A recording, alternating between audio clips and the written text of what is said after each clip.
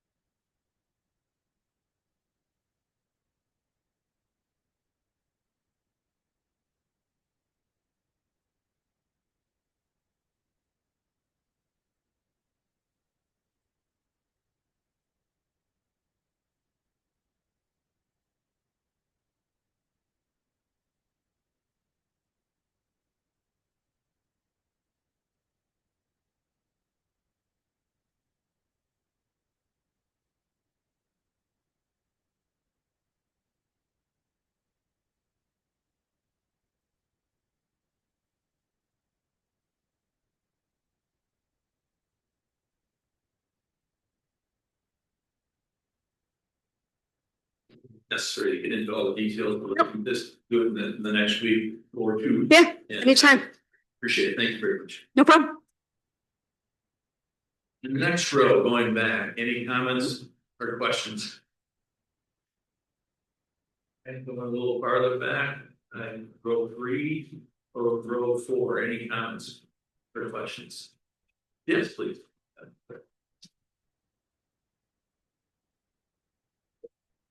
Hi, my name is Carol. I'm a brand new taxpayer here in the community. We just bought a property in Pine Island subdivision. I am a house that is on the pond. I pay extra dues for that upkeep, and I bought the house in large part because of the beautiful view of the pond. It is my understanding that over the course of the last period of time, the pond levels are decreasing significantly. I'm not certain, as I'm new, if it's due to the increased construction in the surrounding areas, of which there is quite a bit. But as a homeowner, I'm concerned because I want to enjoy the pond, and also it impacts my property value if this continues to happen. So just wanted to express my concern there and understand if there was any actions being taken by the township, because I believe it's been brought up before. Thank you.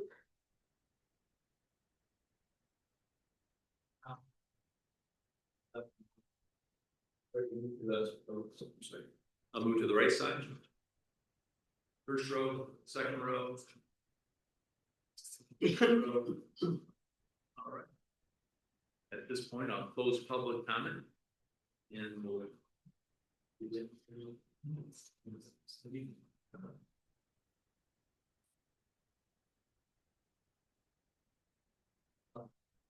our mission vision is on our wall. So we on the step over there can remind ourselves of that amendment. So just a reminder, we do this every time we have a meeting. At the board, our township is family friendly, connected community that values our natural features, arts and culture, character, and recreational opportunities. And our mission, we proactively listen and lead, providing services and amenities for carefully stewarding our services. Resources and our values are moved with integrity, respect, and being genuine. So that's how we remind ourselves every board meeting how we want to run, view ourselves, and so good that. Now let's get into our department reports. They were all in our board meeting packet. Is there any question to any of the specific board? See a couple members of our staff here. Is there any comments or questions about that? Those we go. Okay, all right, seeing none, continue on. All right, we have two presentations today. One is the Civil Air Patrol, and look forward to hearing from them. Are they here? They're not here. Okay, so we're down to one presentation, and it's for the drive for 35. So, please. Good evening. Thank you again for allowing us a few minutes to present. You can identify yourself just briefly. I will, I'm sorry. You got it? That was my thank you. My name is Basham Knoppers, and I'm a resident of Park Township, and I'm here today with Jim Dunlap and with Beth Nordyke, also residents of Park Township. We have a small group of people. We call ourselves the Park Township Safety Coalition, lack of finding a better name. But again, our concern is relative to the speed limit and the speeding on Ottawa Beach Road. I think you have a item in your packet, and I'm assuming that you've read that or are familiar with it. My intention was not to go through all 14 points in there, and just to highlight some key areas. So again, our concern and petition is pretty simple and straightforward. We believe the current 35-mile speed limit on each road between 160th and 168th is too fast and should be lowered to 35 miles an hour. So that's the essence of what we're here for. We started a petition, and I'm not sure you're familiar with it, on change.org. And that was about 3-4 weeks ago. And again, I'll highlight some of the themes and 14 reasons of that. By the way, that petition's over 400 signatures, I think 436 as of today. So that's just in 3 weeks. Obviously, this is why I point that out. It's a matter of, I think, a lot of common concern. So I'll try to address the who, what, when, where, why. It's just how I think, right? So why? Our petition details the 14 reasons, and I think there's some overriding reasons, 14 of those, that kind of put those into different sections or pieces. The first one is this is not a new issue. Right? This is a proven, when I say proven issue, it's been part of the Park Township long-term study. It's part of the MAC report. This is not the first time this issue has come up, right? And so it's been identified as a concern of speeding on Ottawa Beach Road, and the high speed on Ottawa Beach Road has been documented in both reports. So I'm not going to get into all the detail, but the master plan and the Macatawa Area Coordinating Council all have identified and expressed concern regarding the speeding on Ottawa Beach Road. Again, kudos to you as far as working with the Ottawa County Road Commission on the issue and getting the road diet between 144th and 160th. I think a great effort in helping and recognizing that issue and leading and coordinating to do something about it. Also, even though I'm personally I became a full-time resident here. I used to be a summer resident, but became a full-time resident a few years ago. I found out very quickly that in researching it, it's an issue that's been here for a long time. I actually did a Freedom of Information request of Park Township, and I obtained the last 8 years of email communication between Park Township and the public. And it was astounding as to the number of, I think it was 240 megabytes of data on this issue. So it's, my point is that is the township officially recognizes there's a whole bunch of citizens today that this is a big issue for them that they'd like to see addressed. Jim Dunlap, who's with me today, probably has the record number of emails of anybody on this issue. And I don't know how many years has it been, Jim? Just 3. 3 years, and just incredible. He's been involved. And so I think if you looked at the most of those items relative to there's a proven history of this. The second and overriding issue is a significant impact that 45 to 35. I had no idea until I really started studying the data on this, that that just a reduction of 45 to 35, as you saw in my handout of what that makes, right? And so I just refer you to that, a 20 to 30% reduction in crash risk as a result of that, a 50% reduction in pedestrian fatality risk. I mean, that's incredible. Again, we believe that the 45 to 35 will have a significant impact in reducing the frequency and severity, just that 10-mile-an-hour speed limit change. Couple of other reasons. I said that there were 9 crosswalks. I was wrong. There's 8 crosswalks. I drove it again twice this morning. And there was 8. I got confused the first time. So many crosswalks. Well, I think there's evidence of the fact that this is a high pedestrian, high cyclist activity. You wouldn't need the crosswalks if you were concerned about the safety of people going across the roads, right? Not every area has that many crosswalks in that area, but obviously it was a way of starting to deal with this problem of recognizing the business of foot traffic and bike traffic and people needing to get across the road.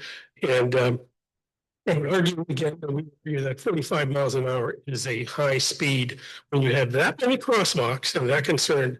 45 miles an hour just does not, going back to the stats that I sent out, gives you the reaction time difference between 35 and 45 is really big.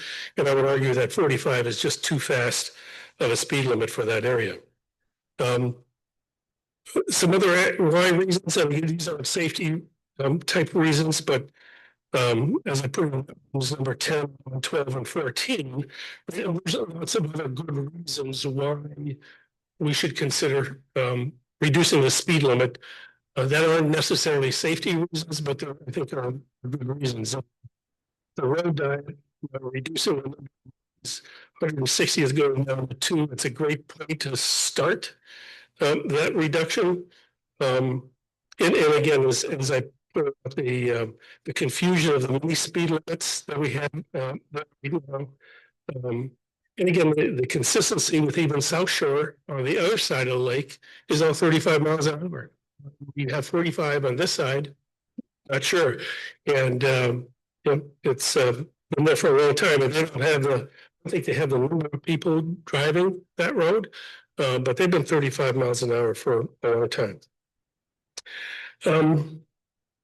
So what is our ask? Our ask is that Park Township officially petition the Ottawa County Road Commission to lower the speed limit from 45 to 35 between 160th and 168th. And again, we ask you to do it with some urgency. This is so the question. So the one question is now. We submit that this project, because of the significant improvement in safety and reduction of risk, it really deserves the urgency, something to be done sooner rather than later. If possible, we would ask you to make a decision either the next board meeting or following that. And the request is please, no speed study. Speed studies are not required. It's very interesting because I heard that comment over and was very relevant in a lot of the emails coming back from Ottawa County Road Commission. Is the need for you anytime you want to do a speed limit change, there should be a speed study. There's a whole document I dug up and said why the 85th percentile rule is outdated in speed limit setting. And the National Transportation Safety Board, the Federal Highway Administration, and the Institute of Transportation, Vision Zero, Safe Systems Approaches, California, et cetera, all have said that's an outdated rule. It's not necessary. And we have all the data we need relative to request that change without a speed study being done. So we urge you not to delay cause to make this a matter of urgent request and skip the speed study. We don't need it. The other thing about how, again, if we can get 400 people to support this thing in 3 weeks, I'll guarantee you by the time we take it to Ottawa County Road Commission, we'll have well over between 500 to 1,000 people. So if we need to make noise, which is the other thing that was heard over and over, communications back from Ottawa County Road Commission, and let people get this done, just to make noise. We'll have the people, and we can support what Park Township would do and help make the necessary support from citizens and the noise that's needed to get this thing done and be a priority for them.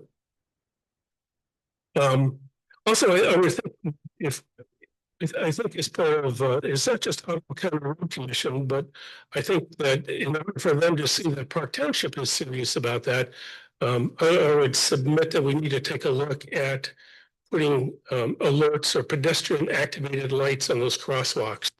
I've stood there, Beth and I stood there, and I was standing there, and the car came by, didn't stop. And they saw the signs, they saw me, doesn't matter. If we have crosswalks, and it's that important to have crosswalks, I would submit we need some lighting systems. I think 2 of them do, but most of them don't. So I think that's something that Park Township can do. The other thing was just on the Westland Drive and Ottawa Beach Road. It's going to be a dangerous intersection there. That either we put a sidewalk on the south side of Ottawa Beach Road to get to that crosswalk, because there's a lot of people crossing the road out there, and there's no crosswalk there at all, right? So they need either a way to get to the crosswalk to be able to go, and a sidewalk on the south side would do it. So that's basically it. We asked you to turn a racetrack into a destination gateway, and like the rest of the, from 168th to the lake, it is a gateway road. I think we call it the Park Township Gateway to Lake Michigan, I think, is the former name. Let's extend that out to 160th, and I think a 35-mile-an-hour speed limit would go a long way to help make that happen. Can I answer any questions? If you ask questions, any particular about this request.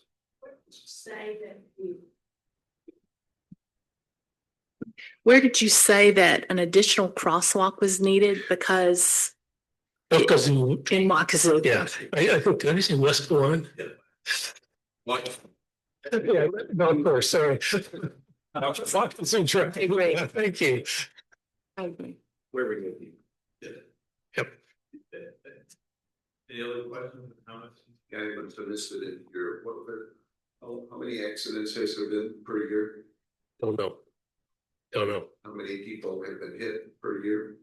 Don't know. Okay. I think One other fact that I should have pointed out, I think I said in there, the impact of changing it from 45 to 35 would only add 24 seconds. It's 36 seconds. I did my math the wrong way, 40% versus 60% of 60 seconds. So it would add 36 seconds, not 24 seconds, but it's not a big deal, right? I mean, it's not like the flow of traffic is going to be that impeded by doing that. Manager Reagan, myself had met with Bastian about this, and so our encouragement has been to create the noise that the Ottawa County Road Commission would actually take note of this. We have found that the board alone making a request to the Ottawa County Road Commission is ineffective. And so I think this petition is a method to get their attention. And I think it behooves you to continue to gather signatures and support around the petition. And we'll listen and learn and see where this goes. And but I think that I don't think we'll make a decision by next month, but I think a couple months from now, I think it would be prudent for us to bring this back up in the July meeting and see if we want to make a concerted effort to, and based on research. Jim brings up a good question. Facts are your friends. How many accidents actually have happened? How many tickets are given? I think there's also some factual information there. We probably get there. Yep. That is our friend in this situation as well. Not only noise, but data. Speaking of data, I know there's 2 speed signs that have been approved, right? That are going to be located. I would submit that you place them between 160th and 168th for the next month or 2, rather than placing them beyond 168 to the end. I mean, you can still do that later, but for the immediate time period, next 30, 60 days, place them there, and we should be able to get a lot of good data from that.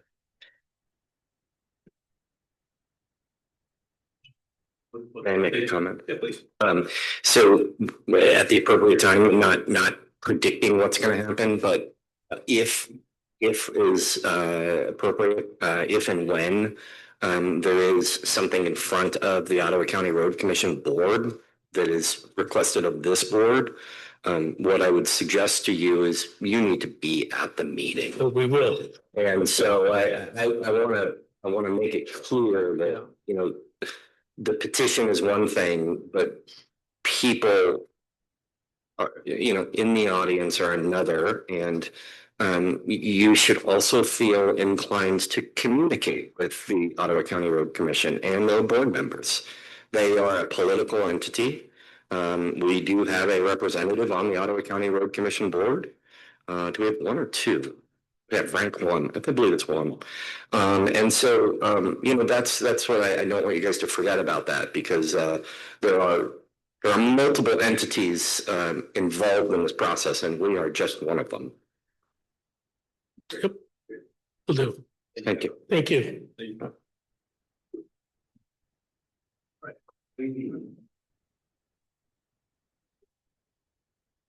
Okay, so this is the time we made a mistake. We did not have a public hearing on the PUD that was discussed last week or last month. And so we are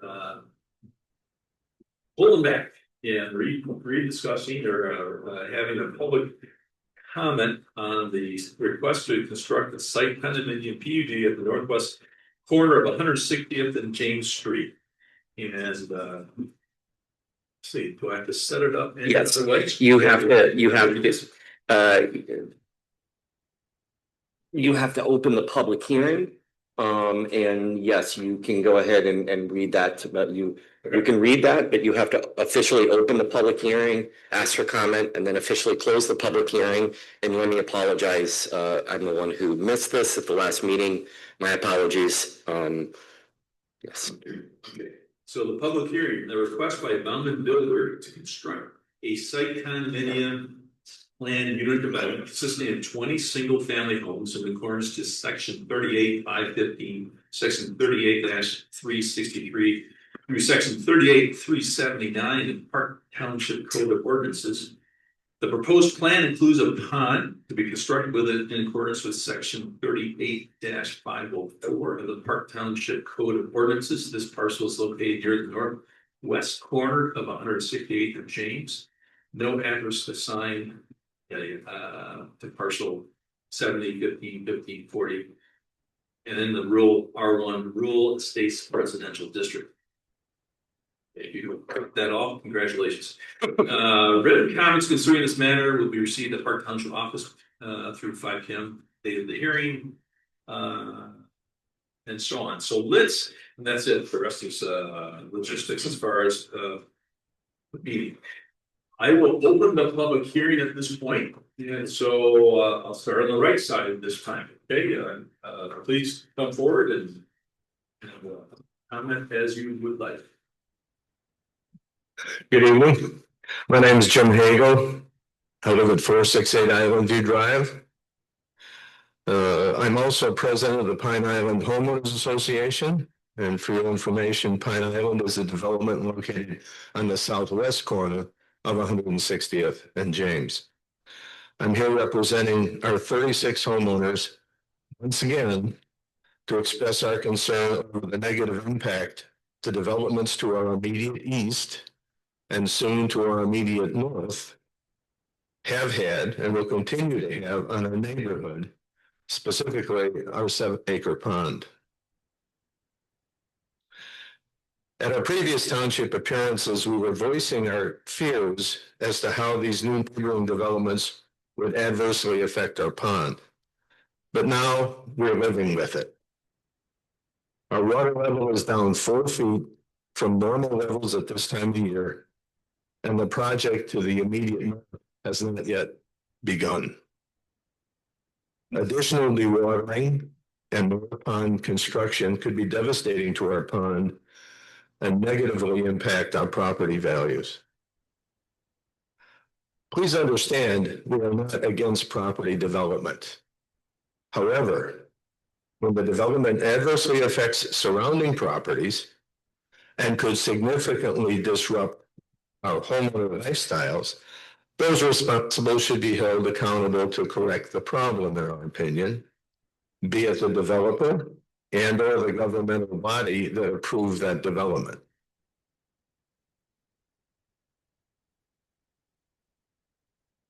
I believe it's important for you to understand that our pond is not purely aesthetic, not just for viewing.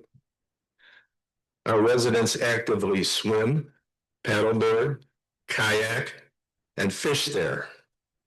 Our homeowners' dues include several $1,000s annually for pond water quality monitoring and maintenance, treatments for algae, weeds, and muck, and for fish maintenance, often involving the stocking of more game fish and feeder minnows.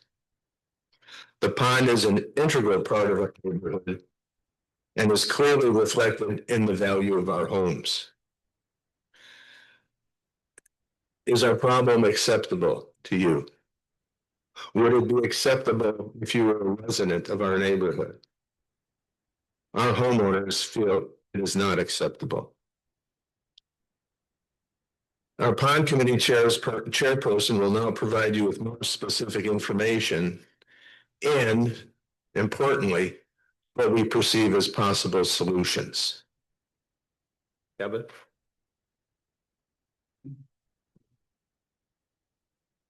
Thanks, Jim. My name is Kevin Verda, and I'm a resident of the Pine Island neighborhood. Thank you, Mr. Chairman. Thank you to the trustees for this opportunity to speak. I'd also like to thank Mika Weiss for the work she has done today to investigate the issues that we've raised. We appreciate that our concerns are taken seriously. So I've lived in the Pine Island since 2007. And I have been our pond chairman, for lack of a better term, since roughly 2009 when we took over the association from the developer. In the 20 years of our pond's existence, the water level was always at the highest in April and May. It was always at the lowest in September or October. We've come to expect this rhythm, and it makes sense to us with the snow melt in the spring rains, followed by summers with less precipitation and farmers drawing groundwater for their crops. So we know this rhythm and we've seen it over and over again. However, after the snow melt this year, we watched the water level drop precipitously in March and April during the round-the-clock dewatering at the Blue Haven site to our east. At the moment, our pond is at the lowest level that I have ever seen. Again, I've been there for 18 years. It's even lower than it would be at the end of the driest summer since I've lived there. It's been suggested to us that the low water level is temporary and that it will recover now that the dewatering has stopped. It hadn't started to recover even with the significant rain we got last week. And then in the 18 years of the pond, the water level actually increased over the summer. It always goes down. So we can expect that we'll be at least at the current level come September, October, but it's likely that we're going to be lower than that.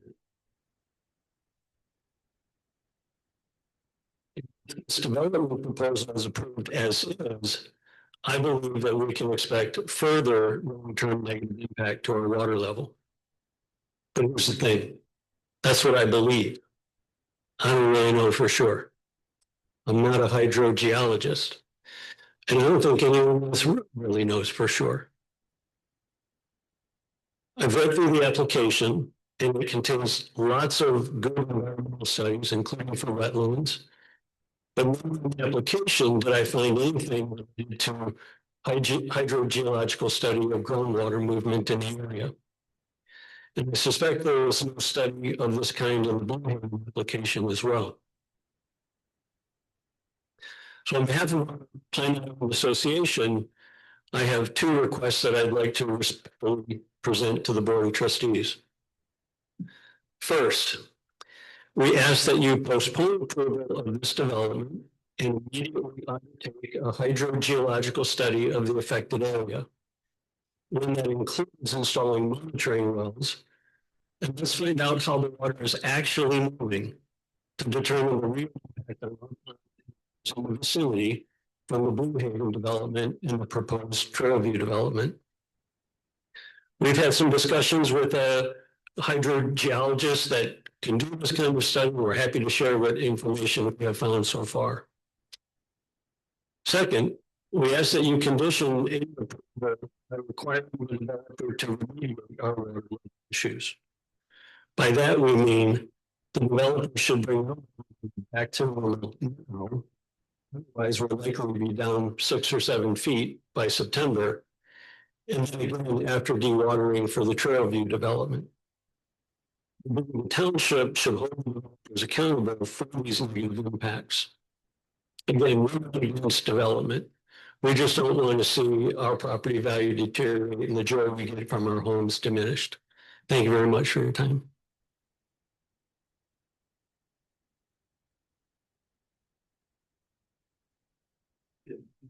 Public comment is open if there's anybody else who would like to comment at this time. Hearing none, we'll close the public comment. So interesting comments from our public. We do have a PUD in front of us that is pretty substantial.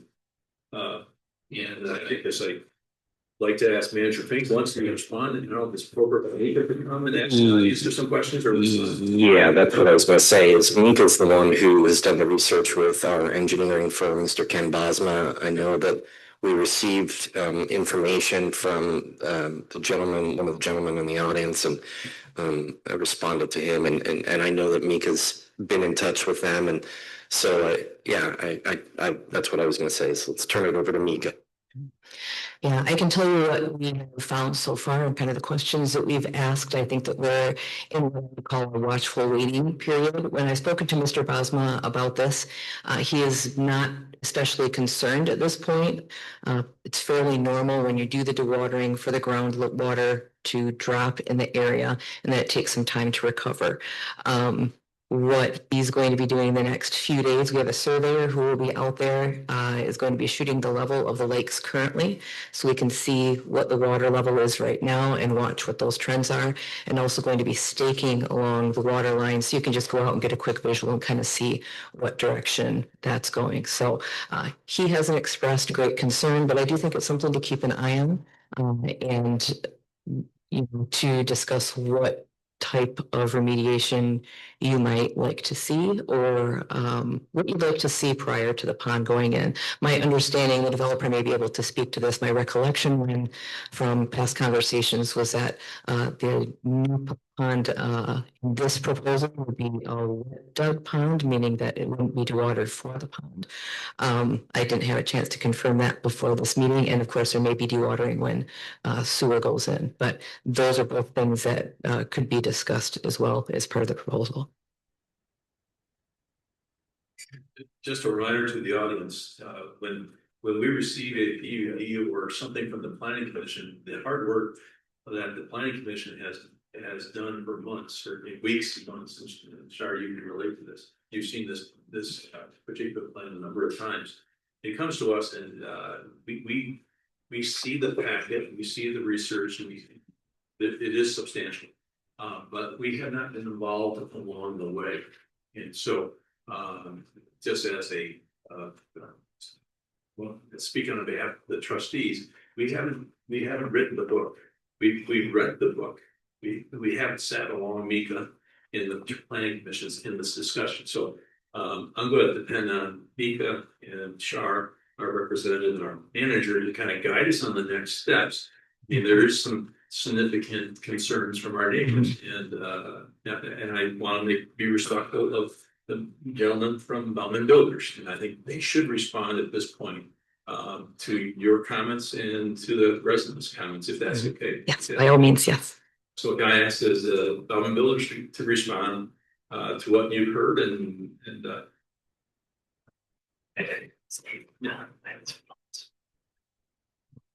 Hi, good evening. My name is Chuck Hoyt. I'm with Naderveld. We are the civil engineers and land planners and surveyors on the site. Here on behalf of Bauman Builders, Tom Woodavine is here from the builder as well, and he should be able to answer any specific questions. But as you started off this agenda item, you described that we applied for and met, we think, all of the standards of the PUD section of the ordinance, as well as site condominium, as well as the specific ordinance regarding ponds, and all that is correct.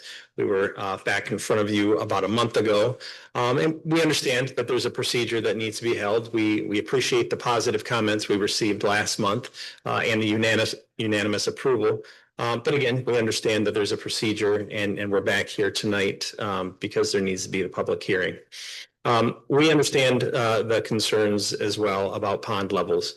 There is certain processes that need to take place, specifically the dewatering for example, the sanitary sewer that needs to go in the roads.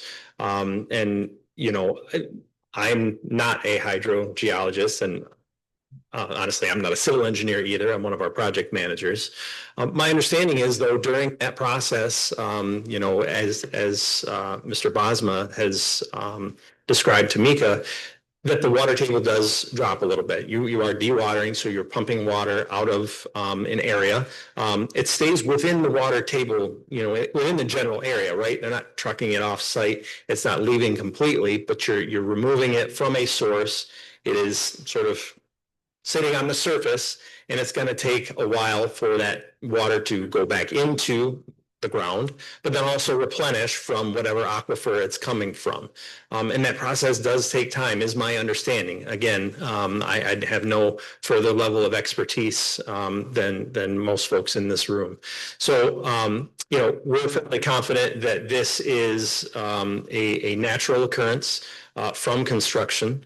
That this is something that will not have a long-lasting effect. We have confidence that the engineer for Park Township will do their due diligence and continue to monitor it and ensure that it doesn't have any long-lasting impacts, which again, we don't think that it will. We've seen this before, and it's something that has not caused us any great concern, and it doesn't appear to for the township engineer as well. So I guess, in conclusion, you did a good job of describing the due diligence that the Planning Commission themselves did. We had long discussions about, this very issue, about the fact that, we are digging a pond for the site. My understanding is it will be dug in the wet. We are extending sanitary sewer, which will take dewatering because of the depth that will need to happen there. But those are discussions that we had in depth with the Planning Commission and your planning staff, who is very thorough in those discussions. So similar to the agreement that we had for Blue Haven, this project, Trailview, is under the same agreement, that the dewatering will only take place during certain months of the year, and that is between September and April. We think that agreement and the monitoring that will take place should be sufficient to give you the confidence that this project has met all of the standards that is required for the Planning Commission and this body's review and approval for this project. So again, we understand that there's a process. We understand that we're back to have this public hearing. We respect the comments that have been made, but we encourage this body to approve this project as it did last month. Thank you. Supervisor, may I ask a question? please. So are you also handling the development that is to the east of 160th there in Howland Township? That is still parked there? Yes, you're right. I'm thinking of the wrong road. Okay, I just wasn't part of all those discussions for that development. Yeah. Okay. Mr. Supervisor, I do have Please. a comment. From personal experience, we had sewer, I lived just down 152nd across from the Catholic Church. When Waterway was put in and Joe Louise subdivision was put in, they dewatered to put the sewer in. It was the winter. I never want to live again. We didn't have city water, so it's not like a pond, but they dried our wells up. And they put new wells in because the aqua, whatever it is, it didn't come back. So they gave us new wells, which the developer paid for, rusty water. Well, then the developer was responsible enough to come to us and tell us they would hook us up to city water, which they did. I know this is a pond, not city water, but I understand, the consequences, and I really wouldn't want to approve this without something in there that the developer will be responsible to reinstate it to a normal level.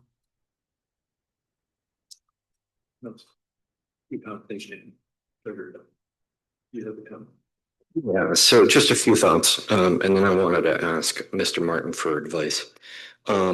So one is, I think it's going to be challenging. The request was made for a sort of blanket condition, and that I think is going to be challenging because impact is not going to be defined. And so I just want you guys to consider that. And what somebody's definition of impact is going to be vastly different than potentially an engineer's understanding of an impact or a layperson's understanding of impact. Secondly, if we're going to look at a study, we want to sort of analyze what the parameters of that study are. And so, a study can be, a small element of an issue. It can be pretty significant. And so, I wonder if as there's an analysis on this issue, if we find that there is some limited analysis on this issue, and then it gets to the point where we understand that the study itself might need to be very contained, and there's not the need or necessity to have a much more robust look at everything. And so that being said, my understanding of drainage law is that existing drainage law states that if there's impact to neighboring development, that impact, regardless of how and when, that you are responsible for the impact of that development. So that's why I'm saying, I think really, I'd like to understand, if you're okay with this, Mr. Martin's advice from that perspective, and how the body of law, or at least the general sense of that, is understood, but then also what your recommendation is, Dan, on some type of condition that becomes not so onerous to the process, and what you would suggest. First, I would say that there's a difference between drainage law and the water table. And I think you might be talking about two different things. One is the dewatering that might impact the water table versus drainage, getting the water off the property. So I think there are two different things there.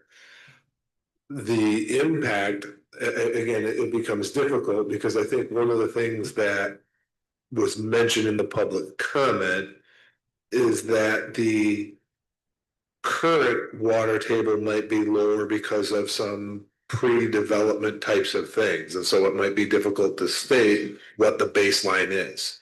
And anytime you're looking for a positive or negative impact, you're generally looking from a baseline. And does the water go further down or does it come up, etc.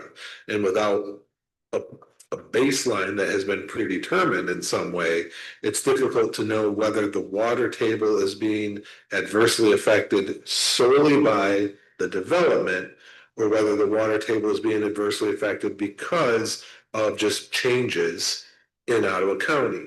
Allendale Charter Township has had some issues with their water table. And so there's been some comment that with all of the wells that are being placed, because a lot of townships in Ottawa County do not have city water, but they just go off of wells, that the water table itself is coming down.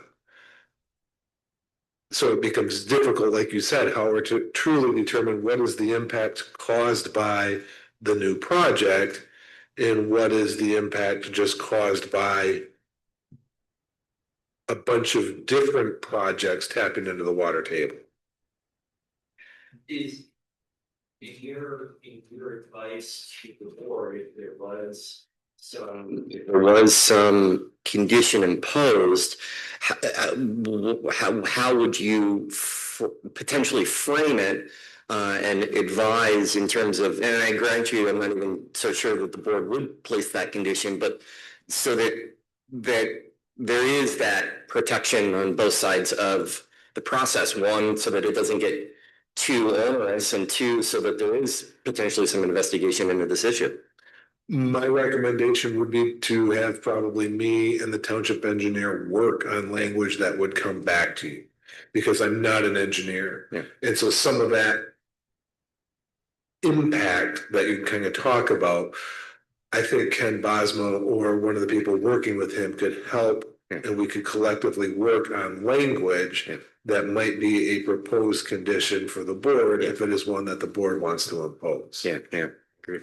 Do we know if any of the other pond in this area, water level has gone down? That's a bunch. That's me. I agree with. Yeah, I've heard that the wildflower pond is lower as well. And so when Ken's team goes out there to shoot water levels, they're going to be looking at Pine Island and Blue Haven and Wildflower. I recommend, yes, another benchmark to the Bay Meadows as well. Bay Meadows as well? Since it's far away. Okay. So need some sense of more facts, isn't it? I don't know specifically, but when I drive by the waterway behind water, it doesn't look any lower than what it typically has. I haven't been down to the shore, so but it looks about the same. A quick question. How long ago was the Blue Haven development completed? It's in process. I don't know when the dewatering. Okay, so about a month ago, early April, when it was completed. Okay. And did they see a huge drop when that dewatering happened? That's my understanding from what we've heard from the neighbors in Pine Island, is that roughly corresponds, that March, April timeframe is roughly when that was occurring. Okay. And that wouldn't necessarily be unexpected like we had. And do we have any idea how long the recovery is? I don't know that, no. See, does the level of the Michigan affect this? I also don't know. Yeah. We're asking a lot of questions. Not an engineer. It was mentioned that there's a study that could be proposed on water movement. Have you investigated that particular? We haven't investigated that specifically at this point. I think when it comes to what's occurred already as far as with the Blue Haven development, it's more of a pause and just kind of watch and wait and see what's happened. There have been hydrogeological studies done in that area because Raleigh Trails is on the old dump, and so there's the water movement in that area. There is some existing knowledge on that. So we know that typically the water moves kind of northeast to southwest in that area, for example. But as far as this specific spot, no, that has not been done. The anxiousness I have just in hearing the discussion, again, I am not an engineer. But the anxiousness I have is that when a resident or a community ends up saying that the water level is not down 14 inches or 24 inches, but it's down 4 feet. That's concerning. I'm not an engineer. I don't have any predictions on the weather. I haven't followed how much rain we've got this winter, but 4 feet, when the lake level in Lake Mac went down and up, it was talking about 3-4 feet up and down. It was dramatic on everyone's shorelines and docks and everything. Well, you talk about 4 feet, it is substantial. It's not 14, we're not talking 4 inches, 14 inches, 24 inches, 4 feet. If that is actually true, I have some serious anxiousness about moving forward and having another pond dewatered in that area. And so, I'd like to kick it back to your team. If it has to go back to the planning commission, they have, of course, more analysis on this, but I just don't think this board here is ready to say, hey, go for another pond. I can't speak for my colleagues. I apologize. I speak for myself. I speak for myself. I don't feel comfortable saying, hey, go for it, and I'll look the other way. Facts are your friends, and the facts don't line up for me right now. So yes, I think we should kick it back to your team, and yeah, your team. That's my suggestion. I agree. I appreciate your comments. While we discussed pond levels in the planning commission, not into the depth that the speakers this evening have brought forth information on. I don't want to say that the planning commission would have made a different recommendation, but they would have probably looked at it a little differently.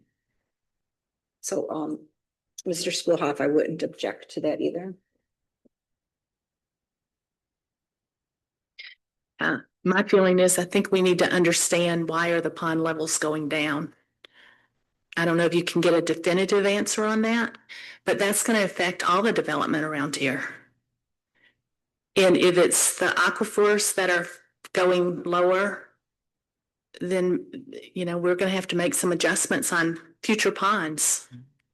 And so I think it would be good to do some of that research if there's any way of figuring that out. And to Trustee Gerard's comment, you know, the lake levels in Lake Michigan are very, very low, and in Lake Mac. And I would expect that it would affect all the pond levels. I don't know what the source of water is for each of those inland ponds, but I think we need to understand that,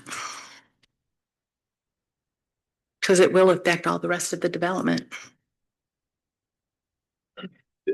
2 months ago, I attended Joe Bush's Water Resource Conference. One of the more fascinating and discouraging presentations was about the water resource manager of the county. We are depleting our aquifer. And the primary reason we're draining it is sprinkling. Simple as that. And so we could dig into it. I think you attended or heard about that. But it is a significant issue that aquifers in Ottawa County are drying up.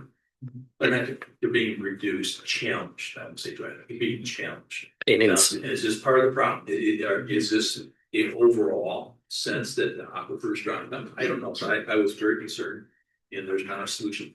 If I may, Mr. Supervisor, and to follow up, not only are they drying, but in some areas of Ottawa County, they're not replenishing because of the bedrock or because of the way in which the geology of our area is created and the hardness of that rock.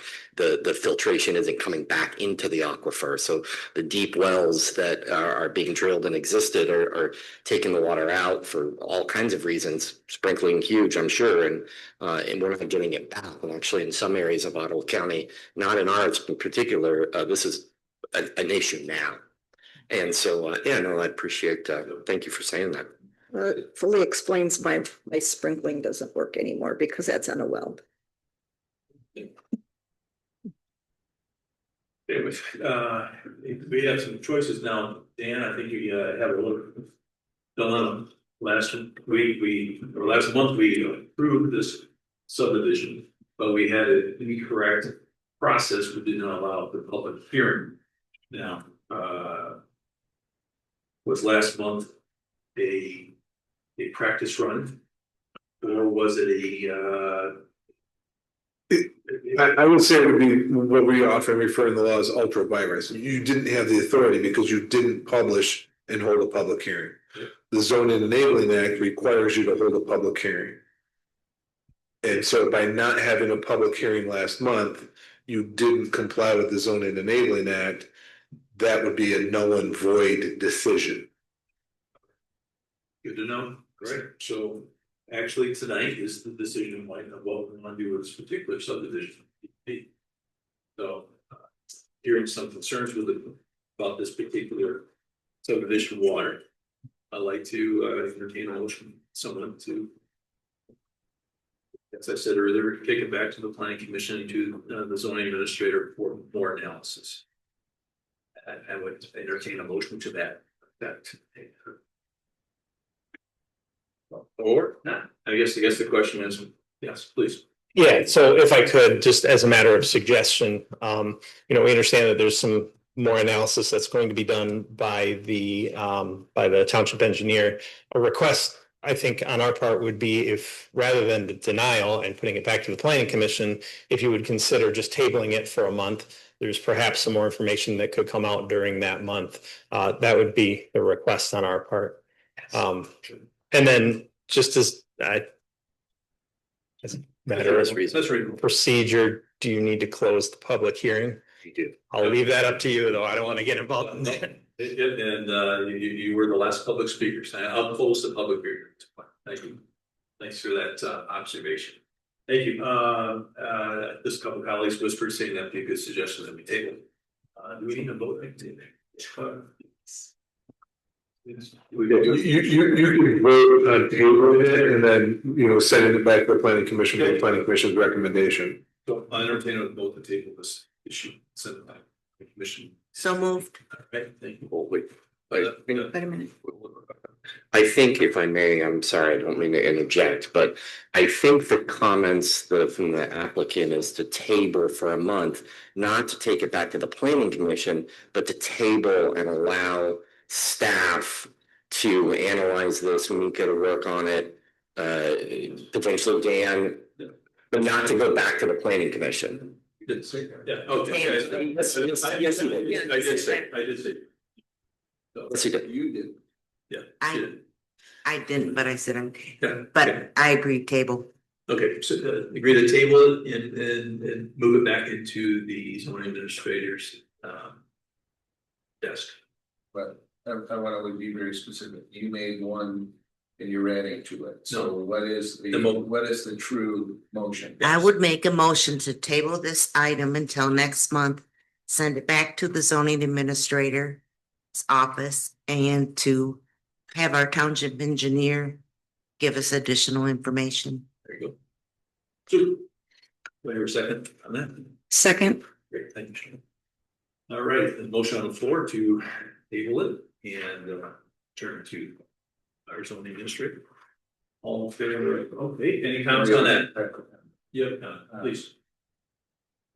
Can we get an answer for the these folks are waiting. They're both groups are waiting. We can't really drag this out. Let's see how quickly we can get this done. And an answer for everyone.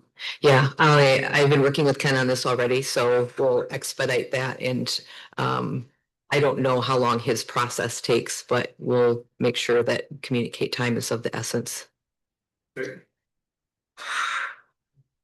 Any other comments on the motion? All in favor of the motion, say aye.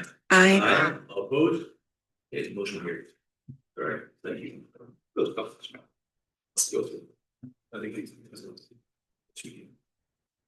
all right. Next.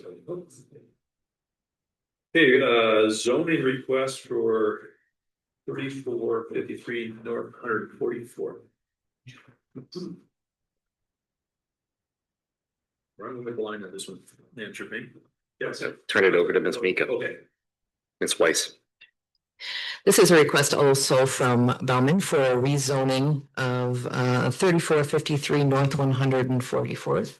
It's for a rezoning from, it's currently split zoning on that property. It's ag and it's R3. And that would be a rezoning to the R5 low density multifamily district.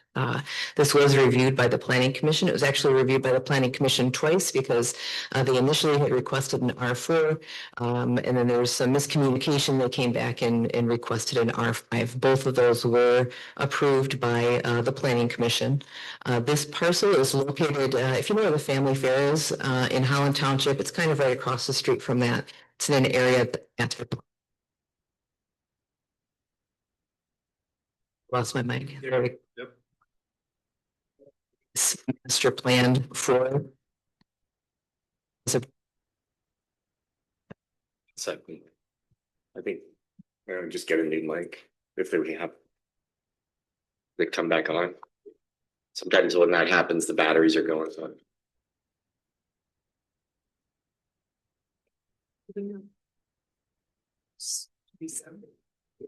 Zoning, this PUD is public hearing. And specifically because it says in the code, I believe it says specifically for PUDs. That's what it says. I believe so. All right, thanks. Yeah. Yes, okay, so the planning commission, okay, so Nika has explained that has gone through the planning commission and there was public comment and the process was done. I apologize, I had it in the wrong document. So that I agree. Perfect. Any comments or questions on this rezoning? Anything from the planning commission? All right, so all right. All right, so I'll entertain a motion. I'll make a motion to approve the rezoning request as. I'll second that. Great. All right, any other comments or questions on the rezoning? Seeing none, we'll take the question. All in favor of the motion, say aye. Aye. All opposed? The motion passes. Great. The next item on our agenda is actually a very delightful item to be on. So the Pine Creek Bay marshland. And we have a guest with us who will explain a little bit about what this is. Thank you. Good evening. I'm Drew Dieters from the Holland Fish and Game Club. Along with Warren Westenbrook, we're board members there. Whenever Counts Cove was put in, there was a chunk of marsh left that the developers didn't want to own anymore, and they donated it to us. That's about 40 years ago. And to this point in time, we've had one complaint about that marsh when the water level in Lake Mac went down and all the poplar trees grew up. One of the citizens who drove by frequently complained that we had planted all trees and blocked their view of Lake Mac, which is not what happened. But whatever, we've had zero use of this property, no value whatsoever to us. And we're hoping that you could add it to your park system. And we were going to donate it to you, but legally I found we can't do that. We have to sell it to you for $1. So if you have enough room in the budget for that, we'd like to sell you that property. It's about 8 acres. Right now it's 90% mud because of how low Lake Mac is.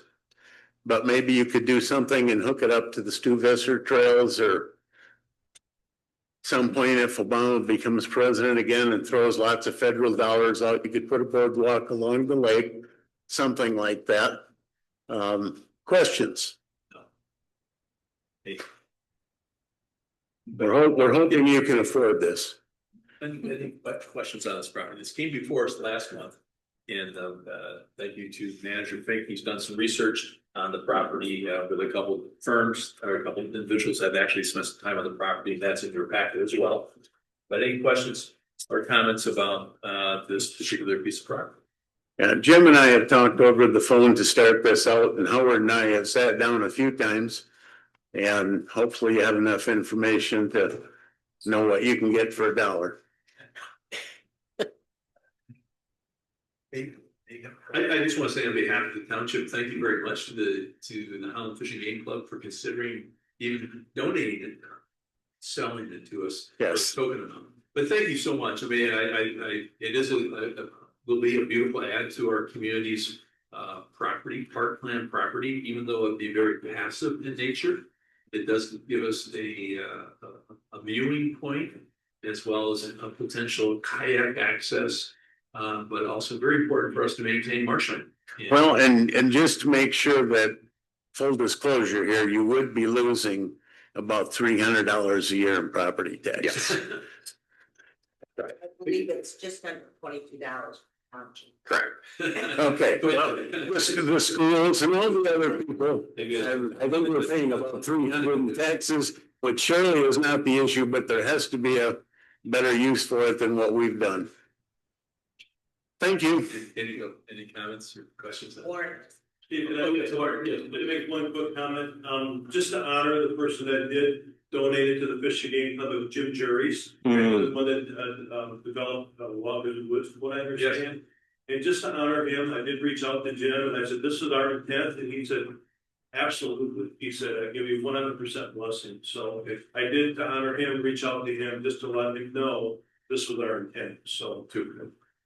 And I think appropriate for our board also to show our appreciation to Jim. Thank you. Yeah, we'll do that as well. Maybe we can put his name on it somewhere. We'll see. All right. There's a couple items on this here that Manager Fink has got a couple of quotes for invasive species, but it's all within the park budget. We don't need to approve that today, but this gives you, a sense that there is some activity. So it's like all our properties, there is invasive species that need to be addressed. And so at least we know, we do know what we need to do, and we'll just add that to our invasive species program that we have currently going. But it would appear it does not require the board approval because of the dollars to approve that treatment on this piece of property. But it behooves us to be aware that that's acquired piece of property. So I have to make sure. Thank you. So I will take a motion to accept this purchase agreement, not donation, purchase agreement from the Howland Fish and Game Club gladly for $1. $1. So I want the public to know that they're basically for the price of a couple stamps, giving us a very beautiful piece of property. Thank you very much. So I'll entertain that motion. Anybody? I'll make the motion. Thank you. I'll support. Any further comments or questions about this? All in favor of this motion? We give it a enthusiastic yay. Yes. All in favor, say yes. Yes. All right, I'll put it. Thank you to Andrew Pink and also Dan Martin for all the legal work behind it. So it looks like we're all in order. I think there's a couple of things we do need this on.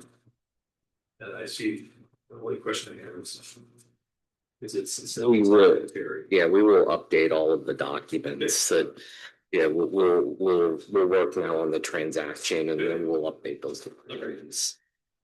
It's a pleasure doing business with you. Thank you. Thank you. So, Jen, who will the check be in the mail? Yeah. Me right now. I gotta get out. Thank you. Thank you. The ball transactions. Thank you. All right, we'll jump into the next item, which is board appointments. We do have some reappointments on the calendar, and you can see what they are, and we can do it individually or all as one. I prefer individually. All right, thank you. Sure. Okay, so let's start with the first one. Steve Sisson was appointed to the Aquatic Center Board in March of 21, but like to continue serving for another 4 years. I entertain a motion to approve Steve for this second term. Motion to approve Steve Sisson. Right, but Great. Any other comments on the meeting? All in favor of Steve as our representative, say aye. Aye. All opposed? Good. All right, Dave Copenhagen was first appointed to the Planning Commission on December 2020 and would like to be reappointed for another 3-year term. Sorry, you work with him. I do, and I enjoy working with him. So I move to reappoint Dave Copenhagen to the Planning Commission for his next term. Thank you. Just to refresh my memory, what's the term limits for the planning commission? The term limit for the township is 9 years. And I'll support that. All in favor of the Copeland being reappointed for the planning commission, say aye. Aye. All opposed? Motion passes. Crystal Morgan was first appointed to the zoning board of appeals in July 2022 and would like to be reappointed to a three-year term. So let's see, Lauren, what is Crystal? I will make that motion to appoint her for another 3 years. She's been doing an excellent job and she's actually our vice chair now too. So. Hey. Thank you. Thank you. I'll second that. All right, any comments on that motion? All right. All in favor of Crystal Morgan being reappointed to a 3-year term on the Board of Appeals, Board of Appeals, say aye. Aye. All opposed? I just a reminder to our community at large that Steve, Dave, and Crystal are all volunteers. And a couple of them get arguably a token amount to do this. But this is really a gift to our community to have these great volunteers serving on this board. So thank you to Steve, Dave, and Crystal. So, all right, moving on. The next item on the agenda is Hemlock. Oh my. Hemlock. Woolly. Adelgid. Treatment.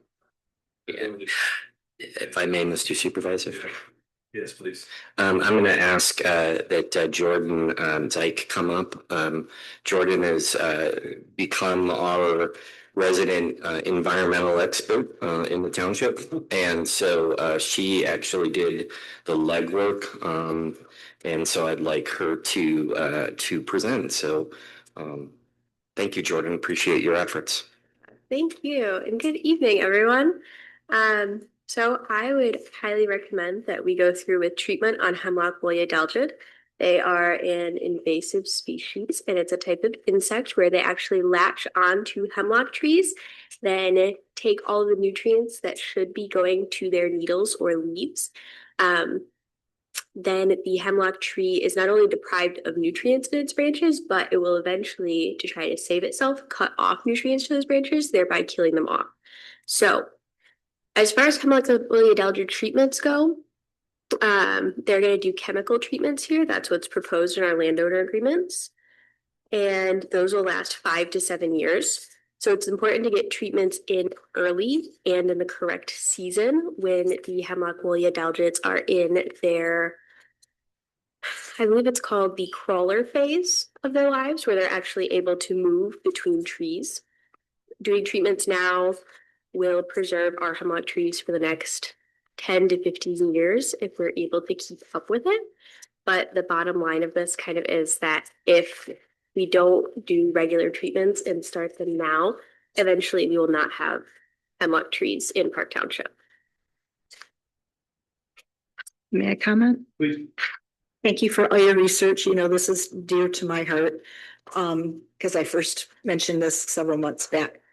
I also recently, just actually earlier today, learned that perhaps not only treatment, but maybe public education, and it may need to go out in our newsletters, but these insects just don't appear. They are transmitted by birds. They land on the tree and they carry them off to the next tree they happen to land in.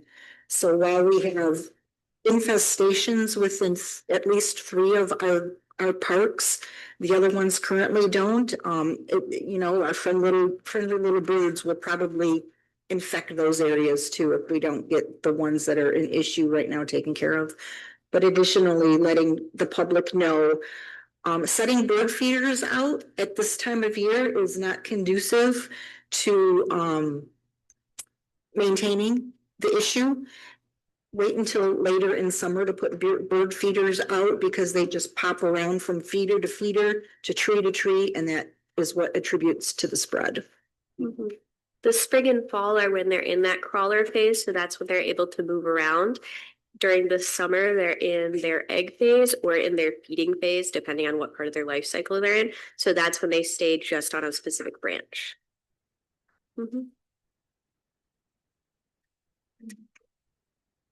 I have regrettably already written checks for this particular treatment on my property. And they're very easy to find. Just lift up the branch and it's a white, kind of a whitish dot that's on the bottom of the hemlock. And it's pretty obvious if you have one on. And treatment, like they say, it's a cycle. And if you don't do it, you get out of the cycle and you lose the tree. But if you stay in cycle, you'll treat them again. You know, there's not really a solution for this. One solution was last fall or 2 falls ago, they actually have a mite that actually eats these things. And so there's a natural treatment plan and then there's a chemical treatment plan, and you kind of go back and forth. And there's a couple different philosophies about this, but this is a big issue. The Ottawa County sends out information on this, and we should probably pass it on to our residents. Just we don't have to become experts on it, but use them as that subject matter expert as well. That's a very good idea. Yeah. So no, I thank you for this is pretty important. From experience, if you don't treat it quickly, they die quickly. It's one season and they're done. They also spread very quickly. Between birds, wind, really, they can be transported by any animal. Birds are just the most common one, but by protecting the trees in our parks, we're protecting the trees that our neighbors have. Yeah. Thank you. Any further comments on this particular treatment plan? The recommendation is that we proceed with this plan with Ottawa County Conservation District. So moved. Support.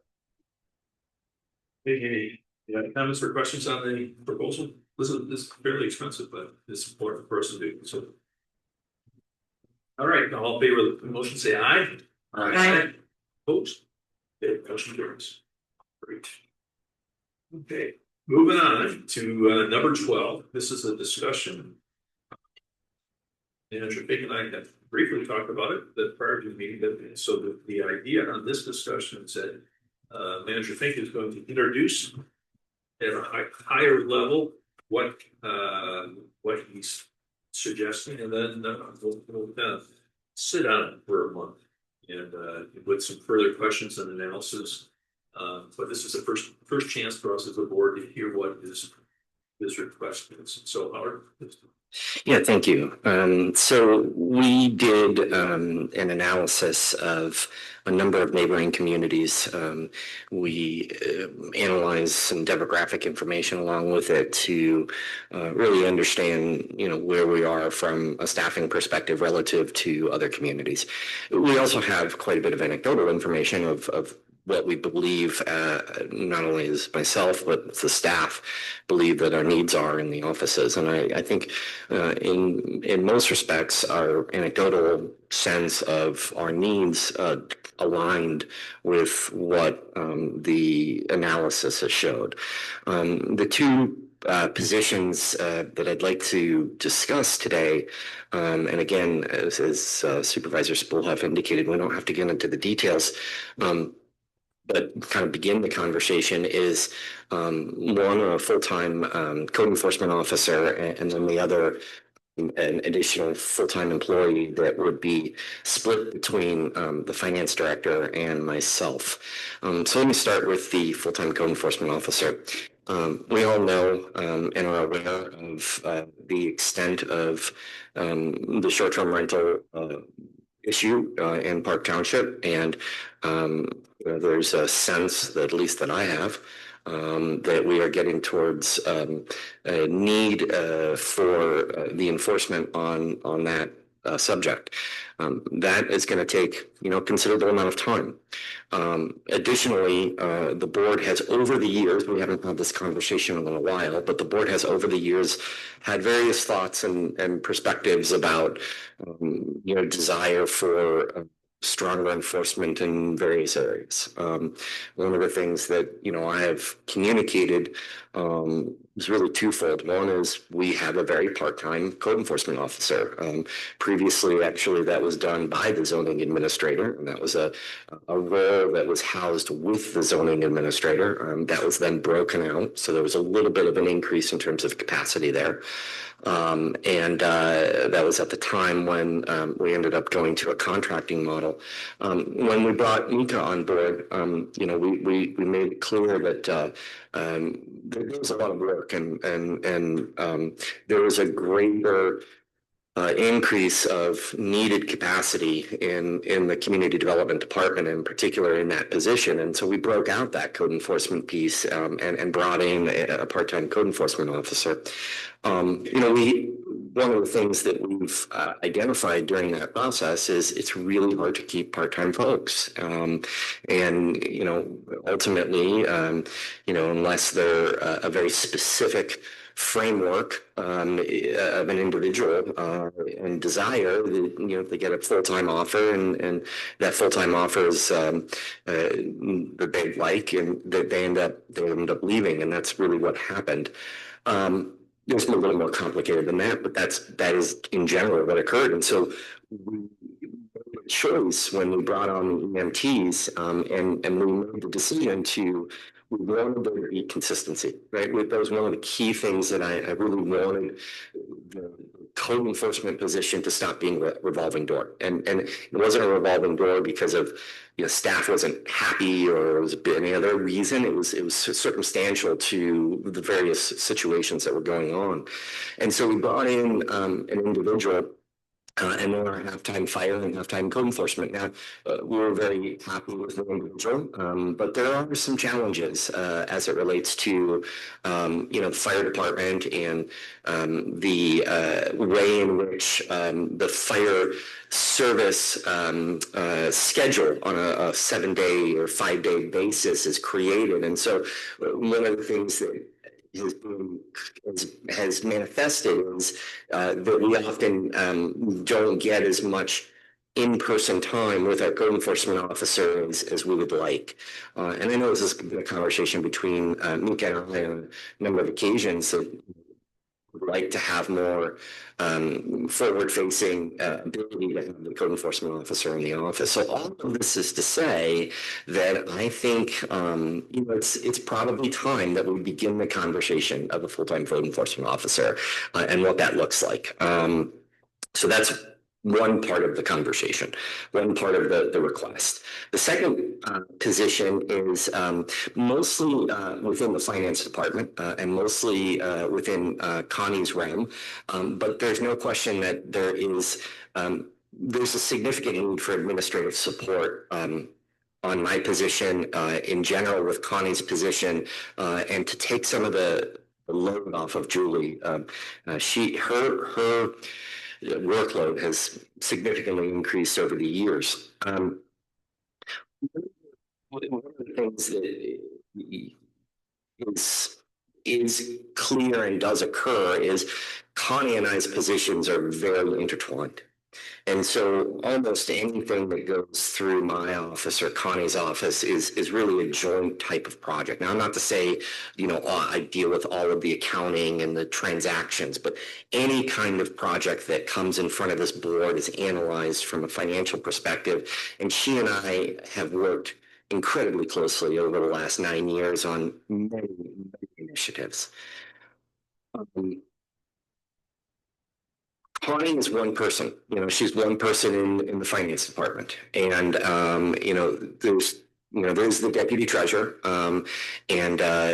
But most of the entities that we've looked at have a larger finance department. I will tell you that we are getting great value because Connie does the work of more than one person. I mean, that's the reality of it, is that she's good at what she does it well, she does it efficiently. And so for example, when we have an issue and we want to analyze the financial impacts of a particular issue, it doesn't take weeks. It takes days. And sometimes it takes, a few hours for Connie to put together the numbers and look at the data. That is something that happens over time. as you gain experience and knowledge in your career. One of the things that has happened, and one of the things that you see in the report, is that the financial transactions in our township have massively increased over the last 9 years. If you look at the asset allocation and the assets that we have and the assets that we had 9 years ago and the assets that we have today, it's pretty significant. And comes with that is more transactions, more volume, more data requests, more information, more. And Connie has been amazing at handling that. But I am going to tell you that it has its toll. And so it's something that we need to acknowledge that I think that there needs to be some additional capacity there. Now, is it to say that we can have another full-time person in that department? No, I don't think that that's necessarily the need. There's also quite a bit of administrative work that comes out of my office that, you know, I've never really had a dedicated assistant. I know Julie has been there and she acts as my assistant, but there is Julie's role was massively changed when I got here. You know, that was not generally her role before I was employed in the township, and that changed over time. And that role and responsibility has only gotten more. There's more responsibility and more work on her as well. So the goal in this instance is to reduce some of that load with Julie, to reduce some of that load with Connie, and to identify a person between the two of us or between the three of us that would really be working with all the individuals. And because that person would potentially work with both Connie and I think it really sets up for a good process because there's so much interaction between Connie and I in all of the elements of the township, policy elements, and analysis and decision making. So that's my request. I'm not asking, as I agree, I'm not asking for you all to approve this today. We have looked at the numbers. There's no question that numbers are tighter than they have been in the past. Connie and I have kind of looked at and analyzed the numbers. We think that, you know, we have a history in this community of pretty significant unspent appropriations on a year-to-year basis. So we think that that there would be the ability to cover these roles, generally speaking, within those unspent appropriations. If this is something that the board is interested in pursuing and continuing, we'll dive deeper into those numbers and have more of a financial analysis prepared. We also believe that we can cover the room in the fire department budget with respect to the shift from that position to, and I imagine that we would hold that individual. I imagine that individual would end up going full-time at the fire department, and we would bring on a code enforcement officer full-time. And so we believe that we can actually cover those that position and that shift moving forward. Part of the analysis for the fire department is going to be very dependent on what we do in the next few weeks, in the next few months, as it relates to the sheriff contract. And so we'll bring forth some of that information for the next board meeting, but we also will recognize that the decisions that you make moving forward will impact that, and we will act accordingly. But we do think that it can be done, and we do think that there's room, and we do think that there is a necessity for it. This is not the only, as you see in my presentation, you know, there's really also a need around communications and communications team. And I would be, you know, free to admit that our communications are not where we need to be. And I will say that Supervisor Spurhoff challenged me early on, and we have improved, but we have a long way to go. And I'm going to talk about one element of that in my manager's report. So there's that need as well. We don't have a coordinated communications department, and to the community of our size, that is something that would be helpful. Now, maybe there is an additional existing individuals that we can tap to that. I'm not analyzing that at this moment. I'm just talking about the two positions, which is the full-time code enforcement officer and a half-time kind of accountant and administrative support. We've also started preparing the job description for a half-time accountant and administrative support. I'm not going to get into those details. I'm certainly happy to share that with you all, and it's not complete, but we have begun that process. With that, I'm happy to entertain any questions. Lastly, I did put in your packets the flow chart. The only thing I mentioned on the flow chart is everything in the flow chart is accurate. The only additional thing I'd mention is, and I don't know if it's completely representative in the flow chart, the deputies of the treasurer and the deputies of the clerk answer to those elected officials. And so regardless of where they sit in a flow chart, there is a legal basis by which that is done, and so that's how that works. So yeah, with that, I'll open it up for questions. Thank you, Manager May. Thank you, Manager May. Questions or comments about what was in the packet, or is that explanation? I just want to say I urge you all to read the staffing analysis packet. He's got a lot more positions in there, the needs, and everything. Our staff is overworked. We're just getting bigger. We're getting better. We're going to have a lot of our staff retire in the next few years. So we need to get additional people, cross-train new people, and get our act together before that all happens. But I totally agree with Howard. We've talked about it, and I think the two positions are really good. Thank you. So what's that being done right now? In the township, what is not being completed right now? I'm hearing we're overworked and need two positions, so what's not being done? Okay, so there's two ways to answer that. One is, the one thing that I just mentioned is the communications piece. That is not being done right now. And I should say it's not being done effectively. The reality is, but that's not what I'm asking for. I'm asking for code enforcement and administration. And the second answer to that question is there's nothing per se that's not being done. It's really a question of capacity.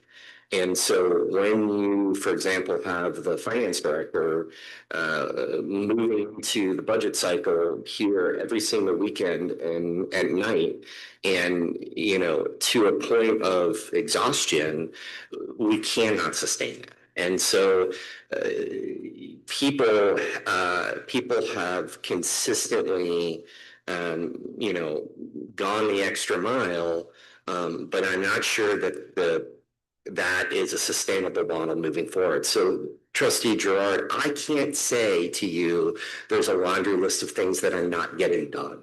I can't give you that. I can say that potentially on the communication side, and maybe the board can speak more to that, right? Maybe the board can say, hey, Howard, you haven't done X, you haven't done Y, and give me that list, and I can give you a sense of the why. But I don't have that for you, and I don't know that I can provide that per se. But what I can say is the staffing is capacity. In terms of the code enforcement, what I can also tell you is there is going to be a ramp up period on the STRs and related to the enforcement of that. And that is not going to be insignificant. And then the question becomes, does the board want there to be a general stronger level of proactiveness around code enforcement. It has been talked about. It has been something that has been going back and forth. And I acknowledge that there are differences of opinions from a policy perspective on this. But it is something to consider. We don't have that level of proactive enforcement. For example, one of the things that is going to be coming in this upcoming newsletter and in communications is communication to the residents about maintenance of trees and things around the bike paths. And so one of the things that we've asked the code enforcement officer to do is begin to contact, homeowners associations and individuals who have pretty significant property on these paths so that there is a level of responsibility to the homeowner. Those are the kind of things that, previously is just not something we've looked at. So I don't know. I hope that is a comprehensive answer for you.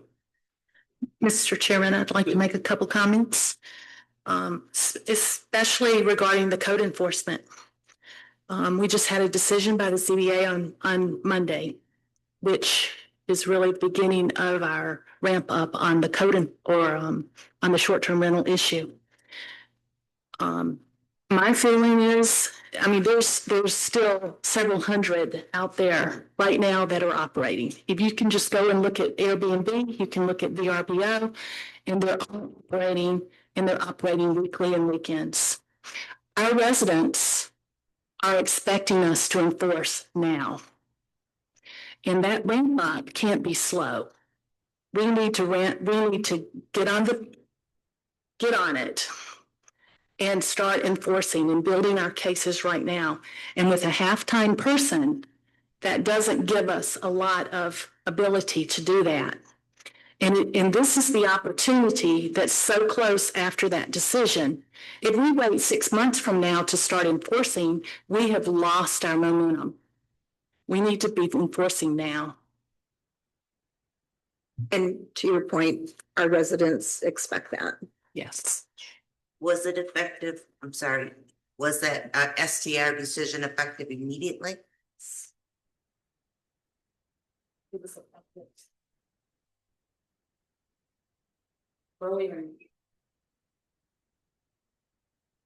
Yeah.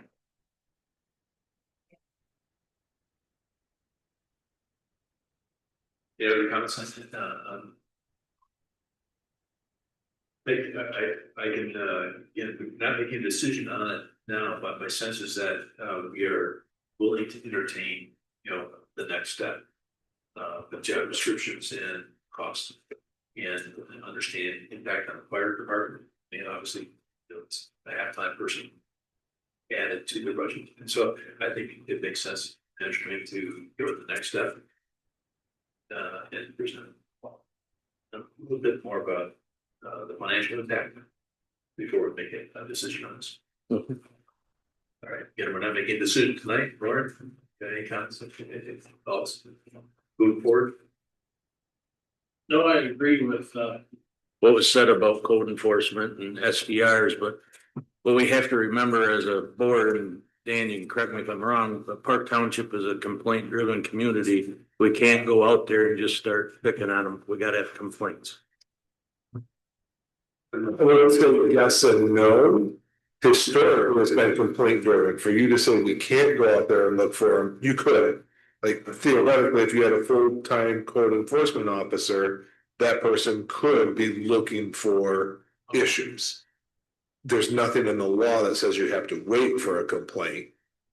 It's just been a policy. Correct. Correct. And the board could change that policy. Good. Yeah. Thank you, Mr. Martin, for that clarification. Any other comments or questions for Manager Fink on this issue? And I would argue it's this opportunity versus the issue. There's been plenty of comments on code enforcement, but I concur with Howard in support of Connie. There are a lot of people that go above and beyond in their roles. And you can't ask an individual to work weekends and weeknights indefinitely. That is just not fair. So she needs help.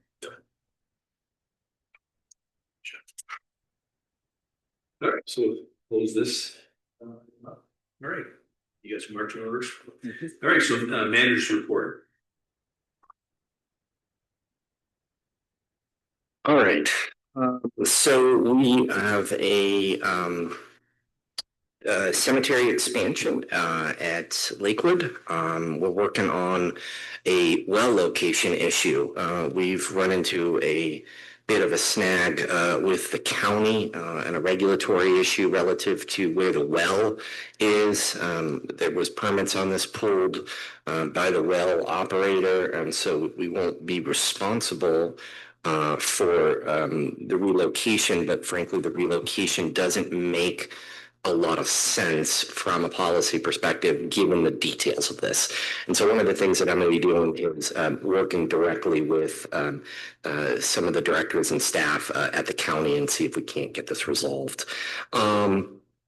We have received and signed all of the contracts for the columbarium project. The columbarium has already been ordered, but the rest of that project has been was being put out. The board has already approved that.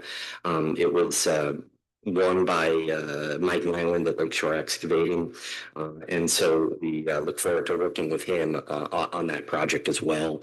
Great job by the cemetery sextons getting this off and running, and just really happy with that team. Receiving resumes, pretty good interest already. Receiving some resumes and interest on the Farmland Preservation Committee. So excited about beginning that process. Knowledge that it's taken me a while, but excited about beginning that conversation. As you all know, I believe that that's going to be significant conversation in this township, and I really do believe that it's going to matter. So looking forward to that.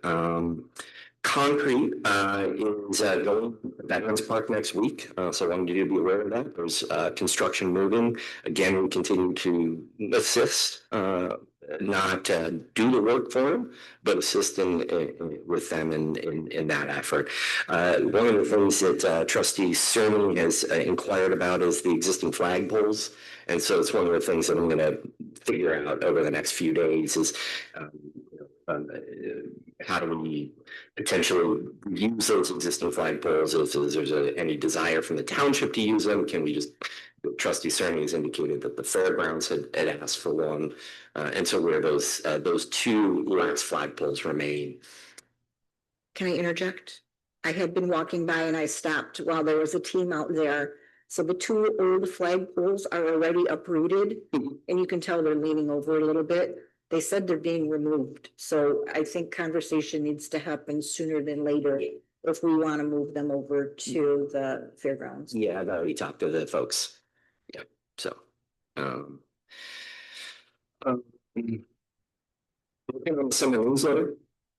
So that's going to start in process. Again, bike maintenance is going to be a part of that, kind of space contingent, and a number of other items relative to public safety and the things that we're working on. So we've spoken with the road commission on the arrows for ODR, and they did indicate that they would put those arrows in. So make sure that if I've missed anything, I believe the two locations are going to be at 152nd and 160th. So if I could interject again, I watched them spray can paint this morning. The arrows. Where the pre-markings, telling the crew where to put. Yep. So if there's any other locations that I missed, can let me know. So I certainly don't. We have talked to them about the paint, and they don't seem to have a solution for the paint. So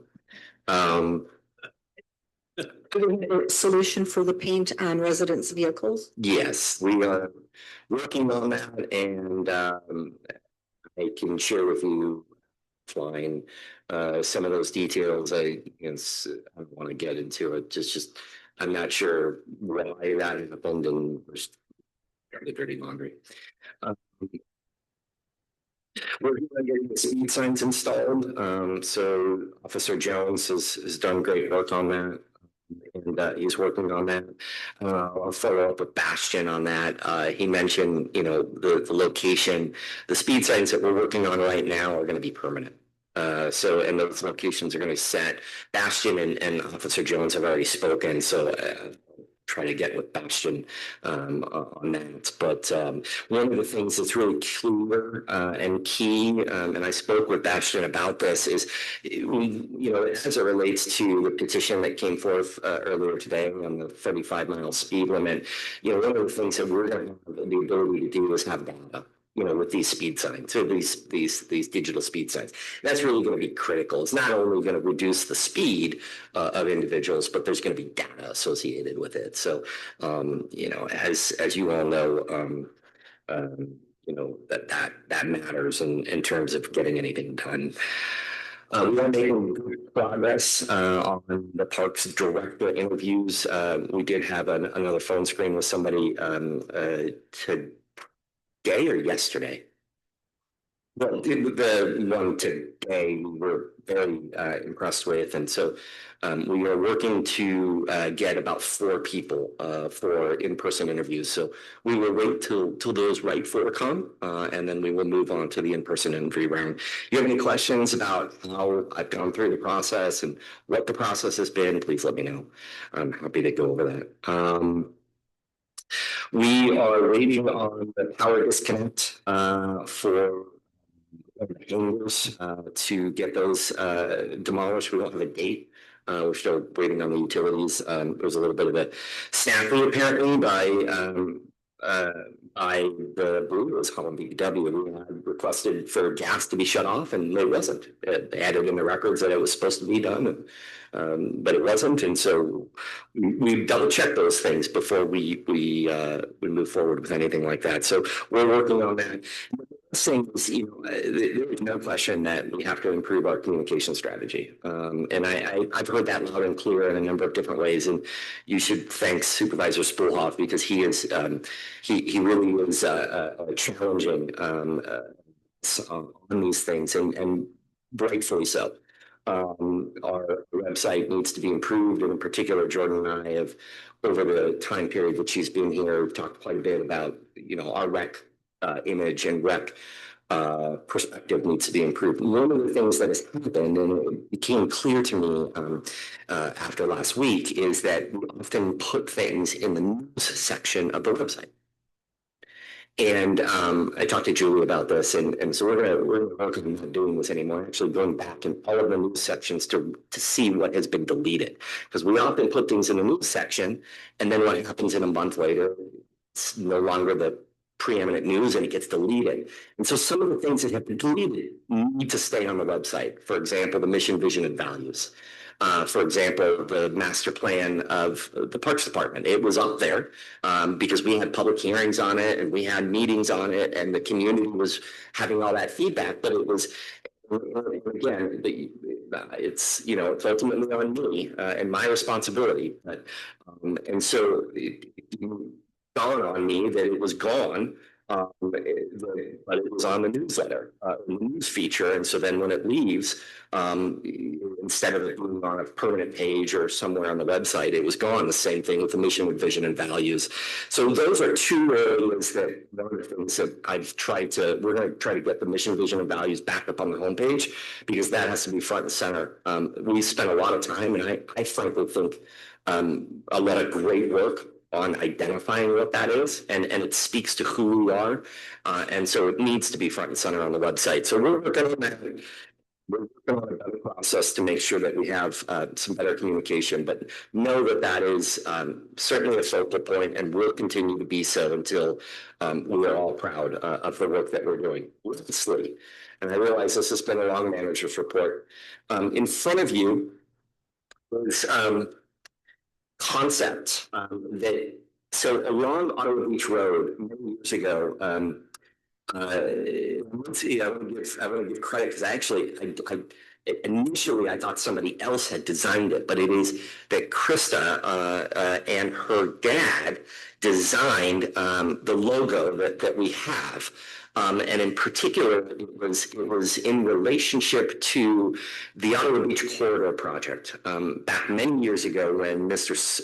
Hunsberger was supervisor, there was a desire in the contract of MC Smith and Associates to put up signs on the Auto Beach Gateway corridor. And they were quite expensive, and so it never happened. We were able to figure out how to get that designed and printed and put those signs up for a much lesser number. And it was Krista and her dad who designed that. So we thank them both. And as part of that, one of the things that they're tired, they're faded, they need to be replaced. And so the question becomes, what do we replace them with?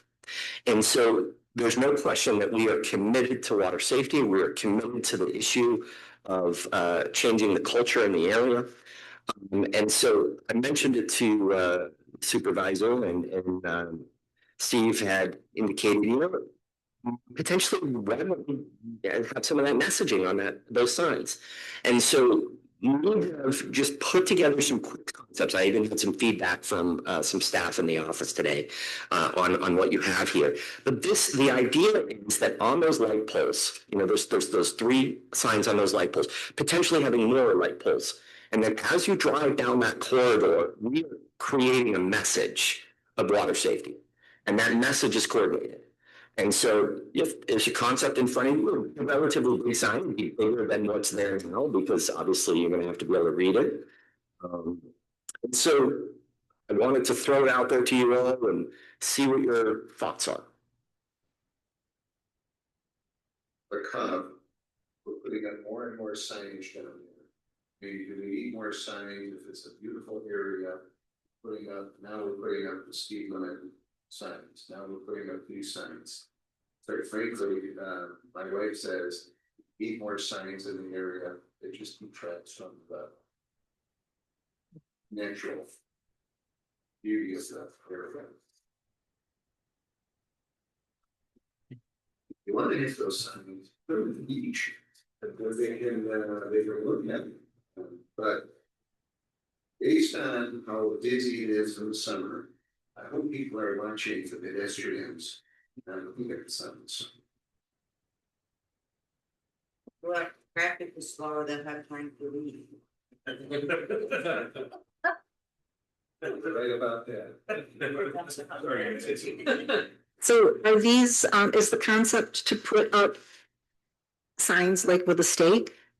No, the concept is that on the existing light poles, Like a flag? Yes, so this would be like what you would normally see. It could be a metal sign, or it could be a flag type of banner that you would normally see in a downtown area, kind of creating that aesthetic and look.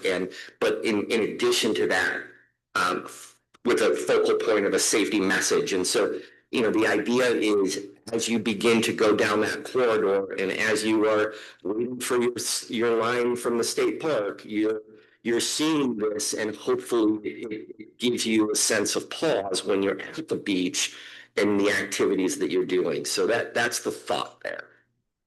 And there, we'd have brackets to put it up and all that.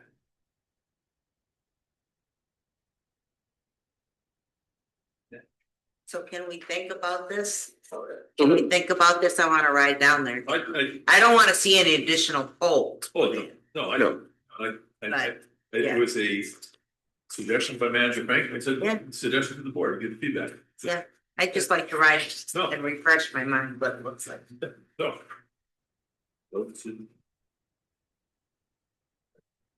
Any other questions for the manager? Oops, sorry. Any questions, manager? I do. Please. I'm still concerned about the parking in the parking lot with pickleball. The weather is getting good. I know we had one Beechwood Church or something was here, and there's no place to park.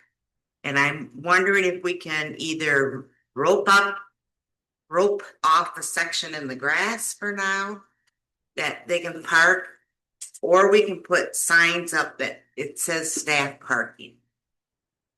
Because I know my deputy treasurer goes to the bank and she comes back, there's no place to park. I come in, there's no place to park. We're parking way down here in the driveway. And I'm just wondering if there's an easy solution. We did hire a new pickleball coordinator. And I think we could ask her to encourage some of the pickleballers to park near the hangars. Equal distance to the pickleball courts from the west as it is from the east. So there is some other opportunities for cars to be parked elsewhere. Right. So I mean, I think we should throw the ball over to our new coordinator and suggest some expansion or see alternatives for our pickleball players. Yeah, and maybe put a temporary sign when that happens up on the walkway to the pickleball saying additional parking over here. I don't think we've ever communicated to our pickleball players that there's other places to park. Yeah, and let me just piggyback on that. Yes, we have hired a pickleball coordinator. One of the things that should have mentioned. And we actually already have the dates for leagues. And that will go out in the newsletter within a day or two. And we will have an open play schedule. We've already created that open play schedule. I will have that emailed to the board tomorrow so that you have that. But we will be creating our own leagues through the pickleball coordinator. And really excited. I think I'd mentioned to you all that we did make that hire, so thank you. But excited, for that individual coming on board. She is already, doing pickleball organization and league management. So great, yeah, great addition. So yeah, thank you, Steve. So, good suggestion is let's see if we can't work with the pickleball players before we end up putting up signs. If I can make that suggestion, I think the pickleball players, I think are fairly accommodating, but I don't think they've ever been asked to introduce to our parking to the west. I'll put a little thing in the township newsletter that goes out. Yeah. All right. So this is time for, let's see, we have board comments. Board comments. Oh, I'm sorry, public comment. Any last open for public comment in the last session? Anybody want to make a comment? Okay, seeing none, we'll close the public comment. All right, so we'll I think I started with Lauren last time. I'll start on this side with Jarvis. Okay, well, I don't have any updates. We were already covered what planning commission did with our PUD and approval of additional development. I will just mention that with our work session next week, if that's happening, I am unavailable for that. I went to that meeting for Supervisor Schoolhoff was unable to be there. You see the agenda before you. I had quite a few comments there because otherwise. So if you go down to C, they came up with an active transportation plan. You may want to review that as a township, and application of this plan can possibly increase our grant success. So. And then D, there's going to be several counters on the bike paths in Park Township. There's getting an idea of how the bike paths are used, etc. So if you see something on the bike path, it's probably a counter. And then just to remind you, we pay dues to the MAC. One is jurisdictional dues to the tune of they're going to raise it a little bit, 18,625,000, and then the environmental dues is going to be $17,020.30. So that's my update there, and I think I told you the last meeting. Next week work session, we're going to board meeting in D2, so that's be there.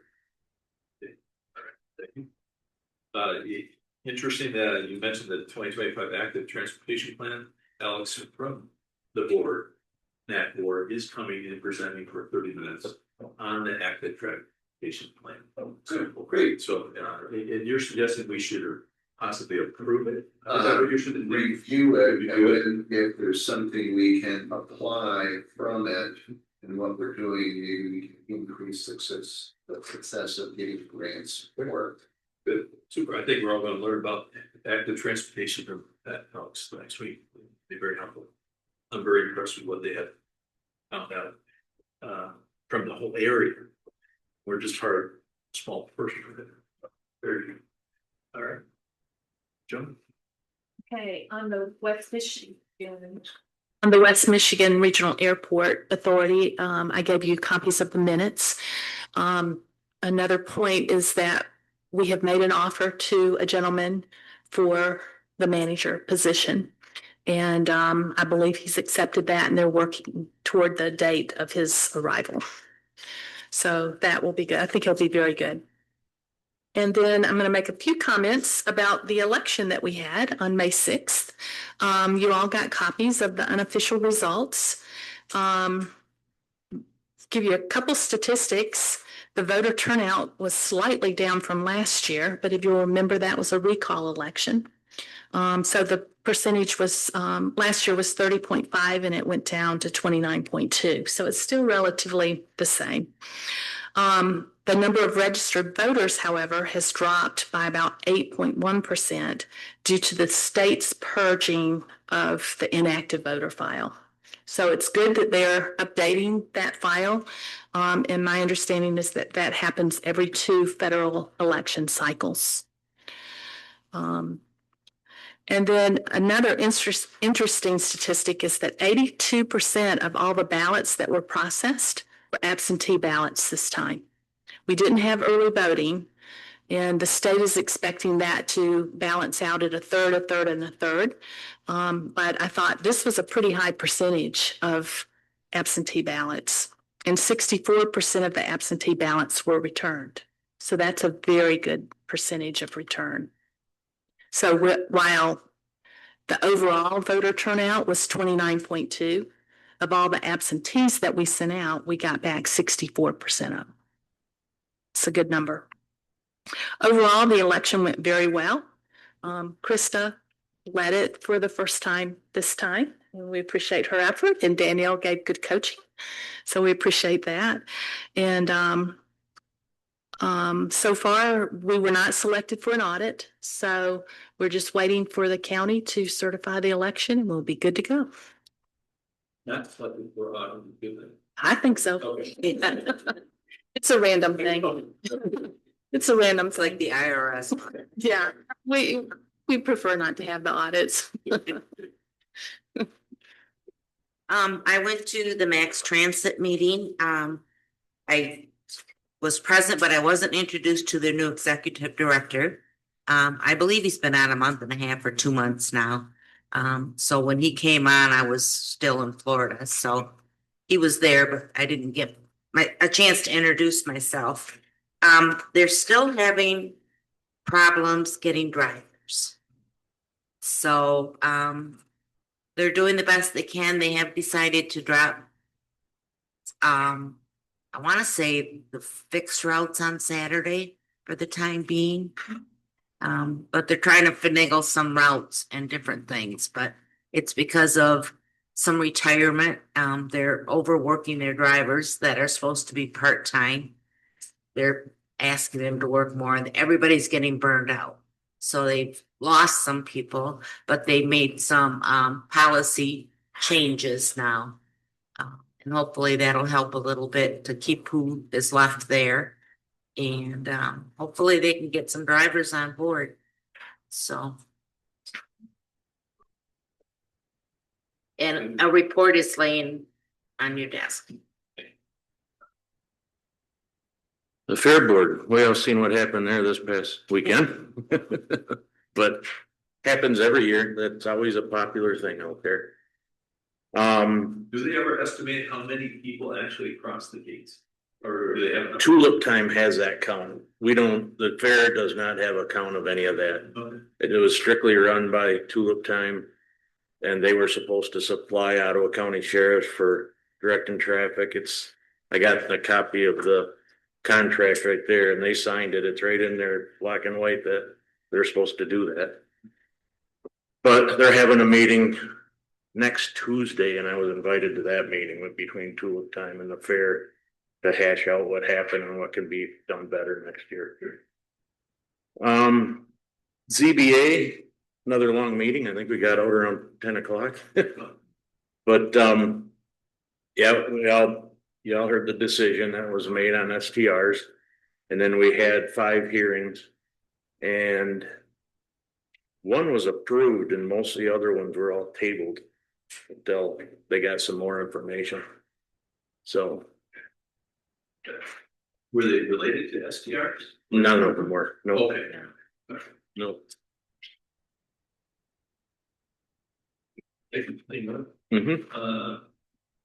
Couple things in your packet, no, I think how Manager Fink sent that out. We had a neat experience with a 4 gentlemen from Calvin University in a neat report. If you haven't read it, please buzz through it. Joan, Howard, and I received the presentation in person at Calvin University last week. It was very pleasant and affirming on some of the recreational things that we're doing. So that was a neat experience for them. They also, just by observation, they did make some observations as it relates to our website.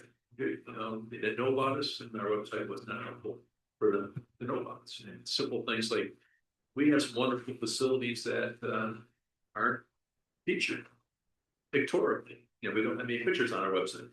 We have, I think, one of the most beautiful townships in the state, but a very little visual aspect on our website. So some neat, very simple observations, but also they did a nice survey for it. So nice to work with them. Howard and I, just to make you aware, Howard and I met with the city manager and the mayor last week. We had just a nice friendly discussion on a variety of topics. And I think this is important for us to continue to be in relationship with our commission. So that was a good conversation. The CEP, I asked for that unfortunately it's the draft minutes. We saw the draft minutes of the CEP, the Community Action Program.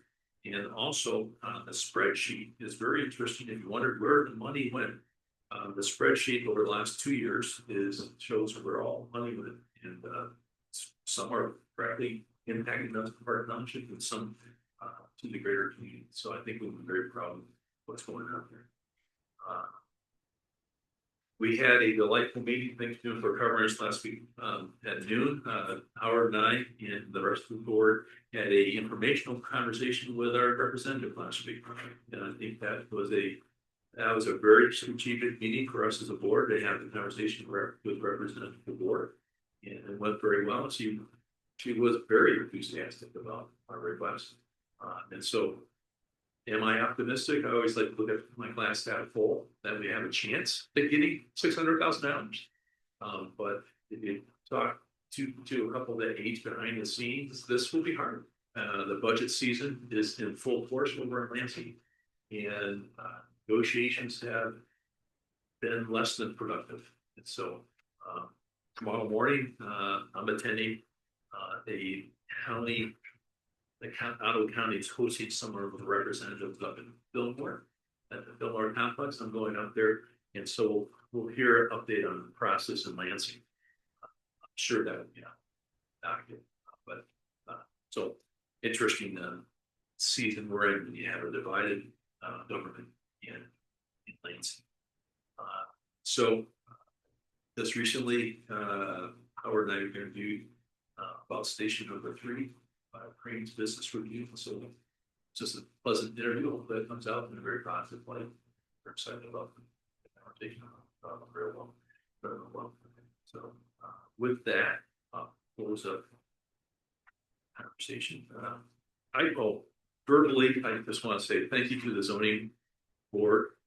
You guys have done a yeoman's work, and I think as a board, we just have to say thank you for putting in the hours, putting in the research. Just thank you for what your team has done. Your chair has led well. These are difficult discussions, and all the feedback I've heard coming back has been positive. So I just wanted to say on behalf of the board, thank you, and thank you. I will pass that on to the rest of the ZBA.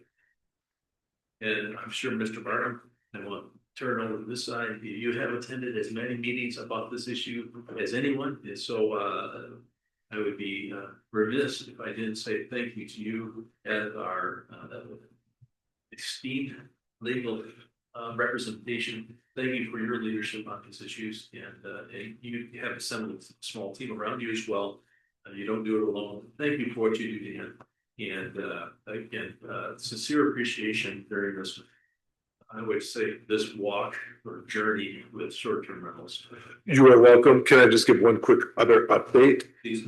The appeal that was in the Court of Appeals, Park Township Neighbors has filed a voluntary dismissal of that, which we have not opposed.